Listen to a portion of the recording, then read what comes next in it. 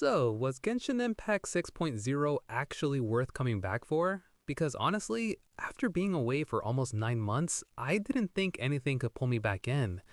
But here's a twist. Nod Krai might be one of the most beautiful regions in the game, while also being one of the most frustrating.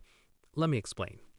If you saw my last video, you know I quit Genshin a while back. Too much grind, not enough payoff.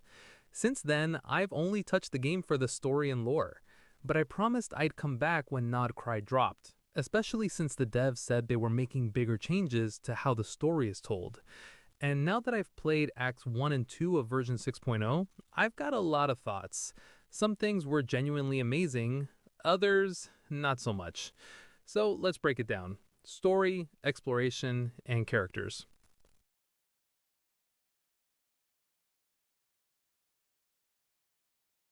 The devs straight up said it. Placing Nod Krai before Snezhnaya was deliberate, and honestly, I think it was the right move. The story here dives into lore threads, character motives, and sets up way bigger stakes.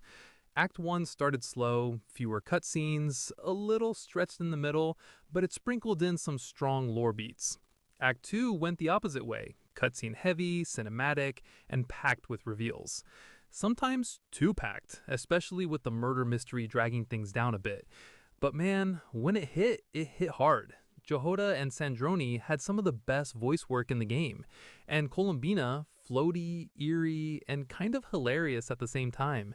And the rarier cutscenes, absolute peak. The guy shows up with just 10% of his power and casually crushes a Fatui Harbinger. That instantly told us how terrifying the other centers are.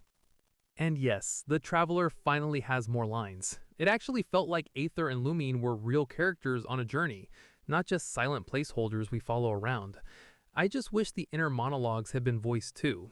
Instead, we still get Paimon screeching in the background. Don't get me wrong, I like her sometimes, but her voice makes immersion feel like a joke. Here's my question to you. Did Act Two's reveals blow your mind? Or did it feel like too much lore too fast? Because I know some lore fans loved it, but I can see newer players getting overwhelmed.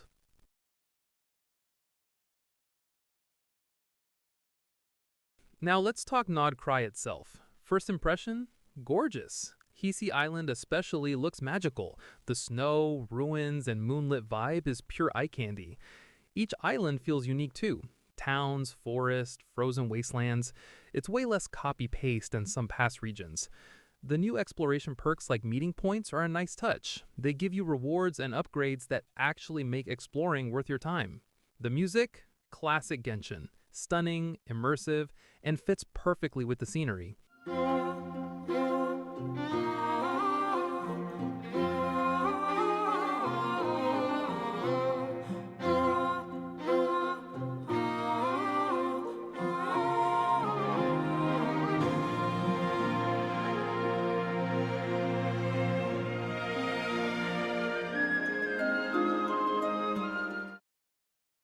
But here's where it got annoying. Some waypoints were weirdly placed, too close in one area, way too far in another. Certain spots felt empty, like they ran out of ideas. And during MSQ, I somehow triggered 3 side quests just by existing. Like, bro, I'm trying to stop the wild hunt, not help you find your missing chicken. So yeah, exploration here is fun, but not flawless.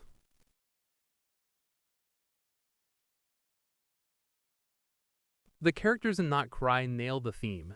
Icy, celestial, mysterious. Their designs are on point, and they got more dialogue and screen time than I expected. Columbina's introduction was especially memorable. But let's be real, some things didn't land. Loma's reveal that the moon her people worshipped was fake should have been a massive cultural shock. Instead, most NPCs were just like, oh, cool. Anyway, it felt rushed. Sandroni's motives? All over the place. One moment she wants the relic, then she doesn't. Then she's after Columbina, then she just dips. For a Harbinger, she felt inconsistent. And Rarier, look, the cutscene was insane, but his role felt rushed. He pops up, flexes on Sandroni, drops some lore crumbs, and suddenly he's the big bad of the act. Why the fuck was he and Not Cry in the first place? Don't get me wrong, it was hype, but it also felt like he was shoved in just to move the story along. Still, the whole heart in the lantern thing and the wild hunt setup, that has huge potential for Act 3.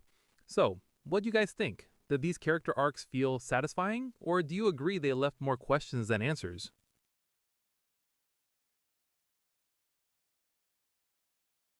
So, was 6.0 worth coming back for?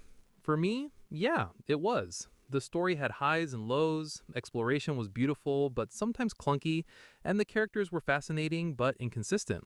Still, the overall package pulled me back in, and I didn't expect that. I'll be sticking around for the next 2 to 3 weeks, catching up on events, upgrading my characters after being gone for 9 months, and cleaning up world quests. After that, if I'm still enjoying it, I'll keep going. If not, I'll be back for Act 3 in about 45 days. But that's my take. What about you? Did Nod Krai deliver for you, or are you still waiting for Snezhnaya to bring the real heat? Drop your thoughts in the comments. And if you made it this far, thanks for watching. Don't forget to like the video, subscribe for more reviews, and I'll see you in the next one. Peace.